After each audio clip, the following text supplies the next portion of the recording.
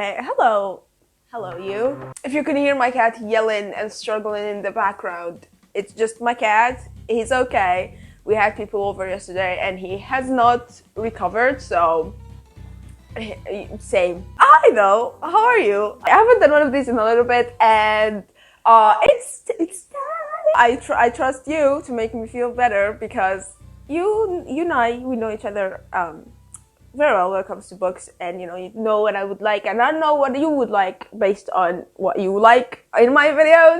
So we're gonna do another one of these where I'm gonna be reading your recommendations. When I feel like I'm threatened, I laugh. So well, laughing because I feel like you're threatening me. We're gonna start with cows. Yeah, this is all I know about it. Basically, this is from Liam. Hi Liam, I'm doing the story. Basically because I was on a disturbing bender, just reading disturbing shit back to back. You're like, this is the most disturbing thing, I dare you to read it, and I'm not the one to back from it there, so I do back up. Yes, I do back up from there. I will ghost you if you dare me to do something that I don't want to do. Starting with Liam, cows. Let's give it a go. Yes. I hope you do know that I do trust your opinion, and me not liking or absolutely falling in love with a recommendation that you gave me doesn't mean that I don't trust you, but I don't like this one. I struggled through it, but like I had to, I don't know, like swallow the pill. I forgot the saying, but like force myself, just get it over it, just like fucking finish it and get it over with. You did not necessarily say you are going to love it. It's the best book that I've ever read. You said I dare you to read this because it is the most disgusting thing that I've ever read. It is disgusting. Is it the most disgusting thing? Not really. I don't know, I don't know what's wrong with me. I'm indifferent to everything.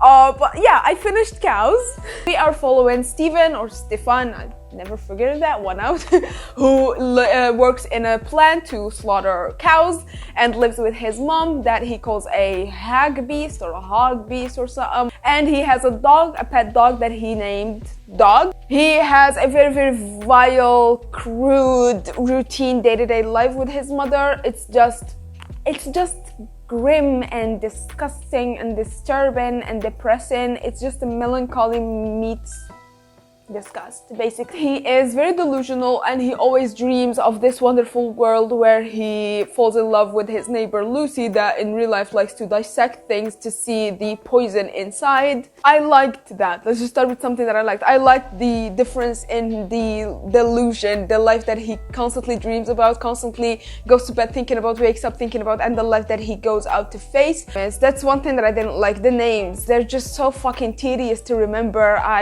Bitch, work for an autistic brain, okay? Just work for an autistic brain. They do not work for a neurodivergent brain, and I did not like that. The terms that were used, the names that were used, they were just like mind-boggling. I don't know, call me stupid, I don't give a fuck. They're tired in, they made my brain feel fatigue, okay? So his boss basically convinces him to kill the cows, not in a cool way, but in a bad way.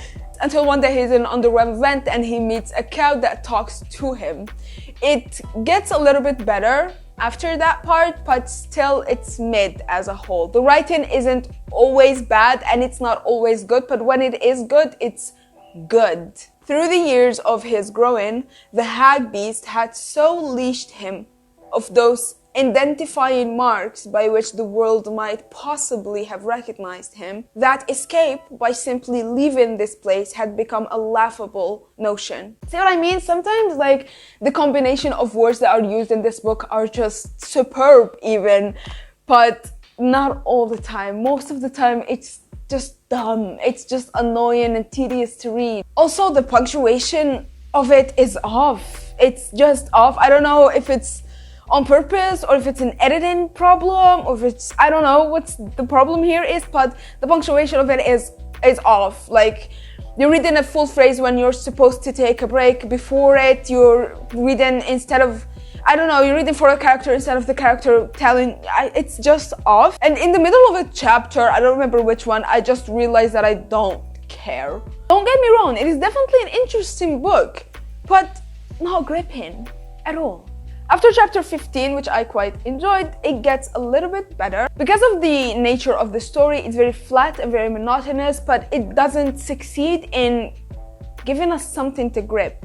It's just flat, monotonous, boring, flat, monotonous, boring, the same thing over and over and over and over again, and I don't care. It gets so good sometimes. This is the type of writing that I read and I get inspired to write my own shit. Like, this is the kind of writing that I read as a prompt for my own shit. Like, it's inspiring, it's eye-opening, it's mind-opening, it's enthralling, it makes you think, it makes you take a step back. But this is just a few paragraphs, not the entire book, which is sad. I see that it was meant to go in a, I wouldn't say a George Orwell kind of feel. I'm thinking about Tender is the Flesh. It is grimy, it's disgusting, it's disturbing, it's vile, it's crude, it's everything like that it's meant to be, but it still gives you something when you're done with it. It still has a message, a very valid, very valuable message, a message everyone should hear and read. It still gives you plot, it still gives you ups and downs, it still gives you banter, it doesn't give a lot of good banter, but if that is so overshadowed by the fucking plot that is happening in Tender is the Flesh, and it still gives you a goddamn message. This does not. At least I didn't see anything that I could take away from it when it comes to that. As a whole, this was a 2 stars. 1 star for how unique and creative it is. The 2nd star is for the slight here and there paragraphs that actually had superb writing, but the rest really didn't. Yeah, but I do agree. It is the most vile thing that I've read. It's definitely there. There was a scene where his mom, the hag beast, was like, "We used to cut. You think you're having it bad because you work at the plant at the cow slaughterhouse. We used to kill chicken. Like, they used to hang them, and we would cut off their necks, and their necks looked like wee-wees." And then he was like, "Enough." And in his monologue, he's like, "I remember her telling me about the chicken wee-wee necks and her putting them in her kitty cat." It's a disgusting book, but definitely not something I'm super intrigued or interested by or excited, adamant to give you or to recommend it or anything like that. But it is a dare. It's one heck of a daring book. Now, I'm going to do another one because I feel like this was short, so I'm gonna do another one. Hi Drew. Yeah, this is Stoner by John Williams. I've never heard of it before you told me about it, so thank you. Just got the book so I could read it with you. I haven't researched much, but what he did tell me about it is that it's basically a monotonous day-to-day life, and I was like, I'm here for the representation of boring bitches, because I'm boring bitches. But not everyone gets up at 6 a.m. and goes to a rave and then goes hunting quails and then goes mountain climbing and then that's their day every day. So this is for the normal bitches like me. So I was intrigued by it because of that. So yeah, let's read it. Stoner from Drew. Well, I went on a date. I don't know if I'm a hopeless romantic or romantic. Stop swallowing letters, Marie. Swallow something else. Kidding. I'm kidding. Stop. You're so serious, you filthy whores. I love you. I don't know if I'm just a hopeless romantic or I am mentally disturbed. I don't know, man. I did a thing, a challenge thing, and I recommended a very dear to heart to me romance book, and it just it made me want to live my own romance stuff, and I tried and it doesn't work. Anyways, this is, why am I filming right now? Update. Drew, baby. What the fuck was that? What the fuck was that? Why are we recommending this, Okay. I'm making it sound so bad. This is disgusting. I'm so sorry. It's vile and I'm vile. Alright, so I of course just read Stoner as recommended by you. Following William Stoner, who is a regular Joe, born into a farming family and then sent into university to learn about... Oh god, I forgot this subject. To learn about the earth. Botany stuff. Botanist. I'm so sorry. It is stupid though. I am sorry. Okay, so I have a lot of thoughts and they differ. So at first, not gonna lie, I was very, very bored. Not that the story is flat or monotonous or anything like that. It's just literally a dude living and then life happening to said dude. That is all there is to it. So at first I was a little bit bored because I don't know, I'm used to, you know, sapphic smut, whatever. I'm used to dragons, I'm used to fantasy. Even while reading romance or while reading contemporary, it always has to do, I don't know, it has to include some sort of action and stuff. Although I do want to say that the last few weeks I've been in a very weird dissociative episode. BTD. Sorry.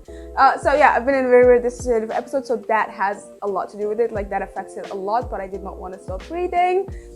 Yeah, so yeah. Take my review with a grain of salt, please. So the first couple chapters, not even chapters, the first couple pages, really, even though they were bored, I still pushed through. Maybe around the middle of something like that, there was like a tipping point. There was a precipice that I've reached, and I was like, I like this. This is working for me. I don't know what it is about the story. This is just working for me. It is so different from what I usually read. Even the stuff that I challenge myself to read them, it is still so different from everything that I usually read. It is not my cup of tea. It is not my cup of coffee, I should say. It is not my cup of anything that I fucking drink. But when I gave it a little bit of time, it was definitely something that started growing on me. Even though that feeling didn't last all the way through, sadly. Something that I've noticed while reading this, and I liked it a lot, that this is, although has a simple daily, literally like la vie quotidienne moniker, a daily front to it, but it's actually very complex if you get into it. At least that's what I've gotten out of it. Of course, it is layered and it is simply beautiful. It's like beautiful in its own simplicity, and I barely could grasp those beautiful things because of my mental health that is slowly but surely progressively declining. However, if I were in a better place, I know that those things would have been easier to pick up, and they do definitely merit to be seen because, I don't know, the writing itself, it doesn't always work for me. I'm an emotional wreck. I love emotional poetic shit. I write emotional poetic shit. I like to read emotional poetic shit. And so sometimes it gives me that. It gives me the writing that I live for, and sometimes it doesn't, but that doesn't mean that it's bad or anything like that. It's just, you know, ups and downs for me, for my tastes. There's also another layer of it which I loved, and I think it was, actually, I can be adamant about it. It was my favorite layer, which is basically how normal it is. I'm astonished by how simple it is. The words it's using, the formation of the phrasing that it's using, the structure of every phrase that it's using. First negative that I personally found is that it is telling you rather than showing you. And that's something, I don't know, you cannot mind it. I personally, it depends on the book really. If it gives me in other aspects, like if it's a given book, because I'm a receiving, but if it's a given book, then I don't mind it. But this is not. This is like literally a daily journal like type of book. So it needs to be a little bit more for me personally in other aspects, but it wasn't in that area, unfortunately. It is very literal, which some people again can have literally no problem with, but I am on a spectrum. It's weird, my brain is weird, and I don't know, I had a little bit of problem with that. I'm not used to this type of book, this type of genre and stuff. I found it very easy to set it aside, to pick something else to read, which is, I don't know, take that as you will. When I finished it, I looked back at it and it left me with one very poisonous thought, which is that I'd rather a Camus. I'm not the biggest fan of Albert Camus, but I would rather a Camus than this. You will get what is needed to be gotten from Stoner with a little bit more beauty, a little bit more emotionality, but I still really liked it. This is where I'm stopping the Read Your Rec challenge thingy. I wanted to do more, but like I said, my mental health is digressing beautifully, fastly down a really dark lane. So I'm sorry that I can't, and also I got into other things. However, I will do more very, very soon. Other than that though, thank you so much for watching. I hope you enjoyed this. I love you. I'm gonna see you next video.